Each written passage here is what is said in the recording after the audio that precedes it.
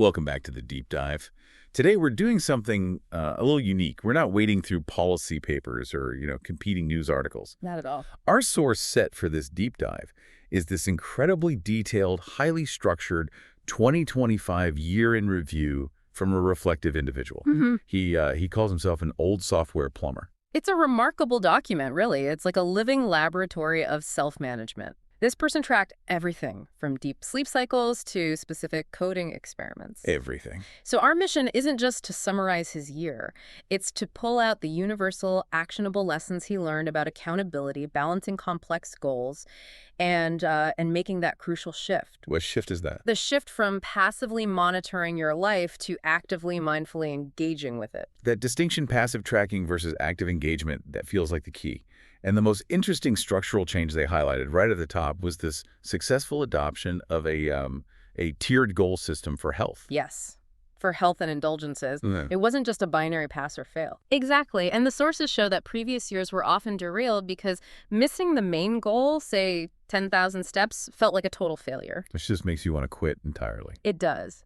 But the tiered system, level 1 being 4,500 steps, level 2 at 6,000, and so on, it acknowledges that just moving on a bad day is still a win. It keeps the motivation going by creating multiple achievable definitions of success. It kind of reframes failure as just hitting a lower tier.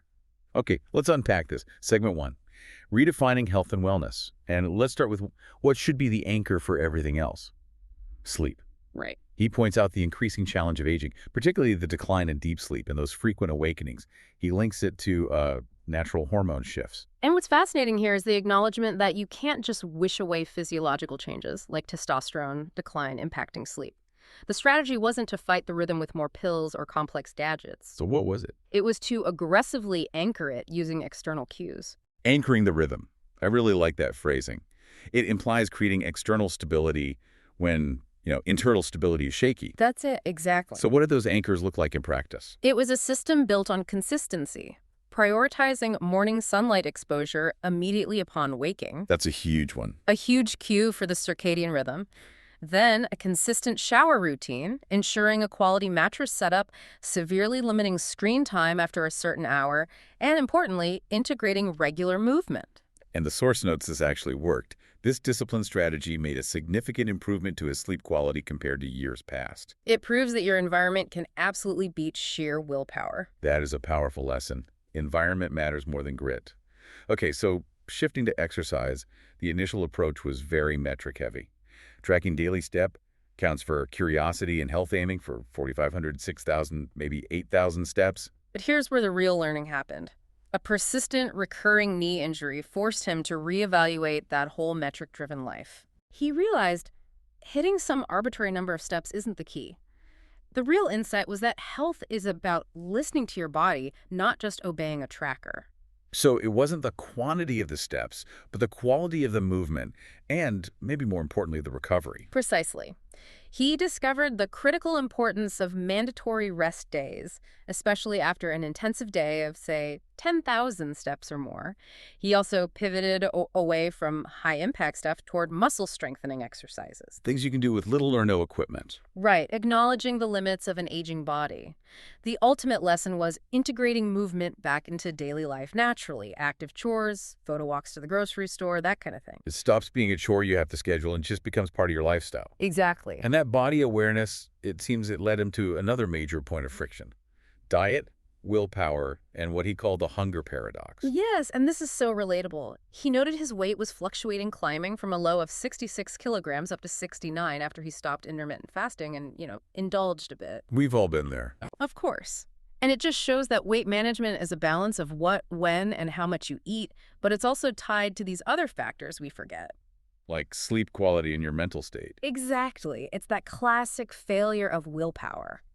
We all know what we should eat, but when you're tired or stressed or traveling, convenience just kicks in. Yeah. Unhealthy, ultra-processed food is engineered to be the easiest option. That's the environment fighting the goal again, isn't it? It is. The discipline required for healthier choices needs constant, active mindfulness, especially when you're bored or exhausted. And this brings us to that hunger paradox he mentioned with cooking. Right.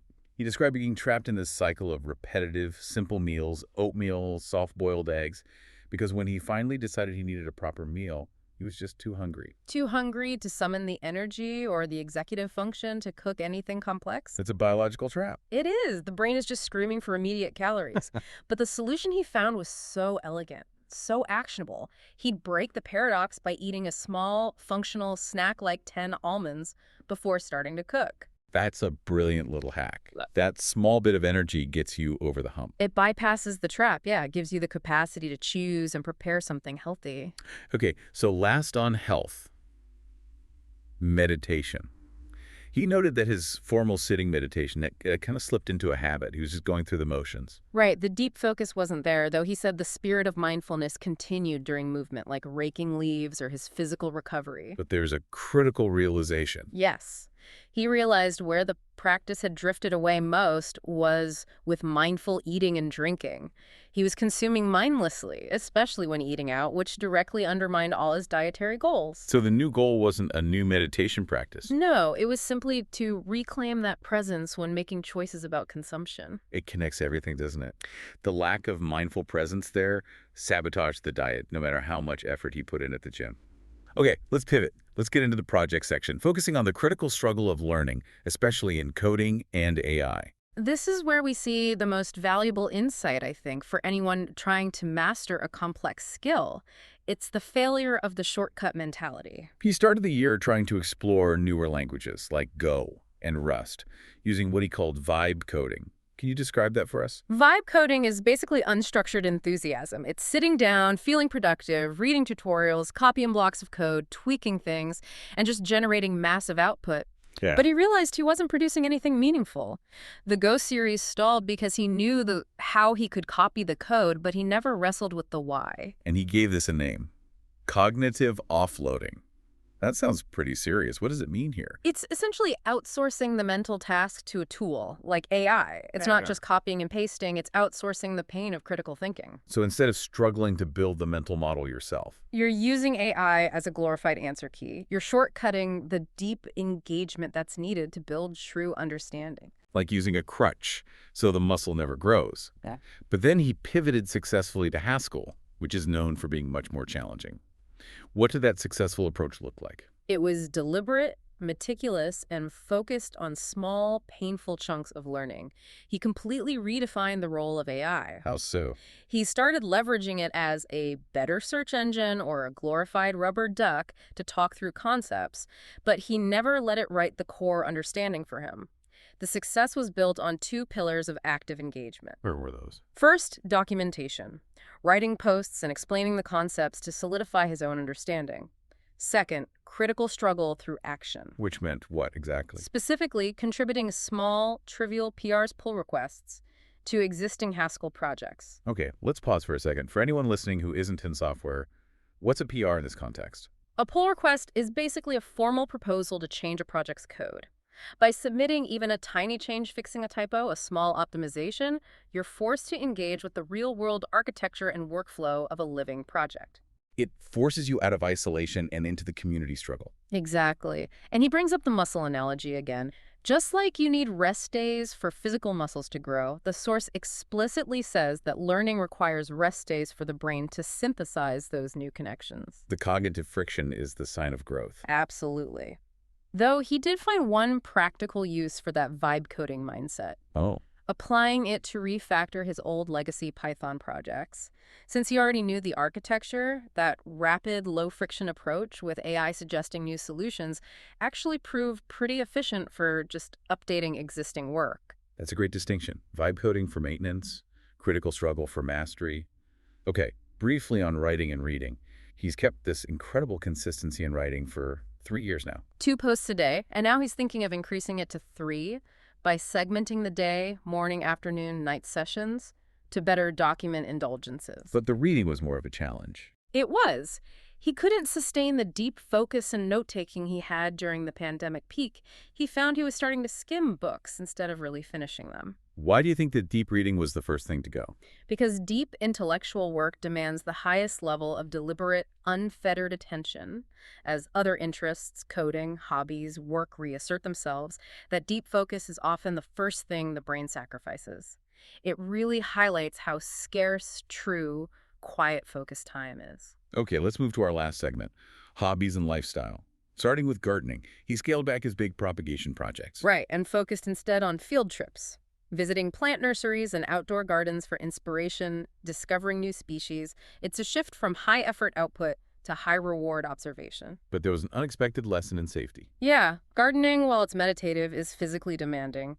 He sustained several injuries while just tending to plants, a reminder that even quiet hobbies require physical awareness. And that recurring knee injury from exercise, it tragically echoed here, delaying his big plant rack project. It just illustrates the integrated nature of the self, doesn't it?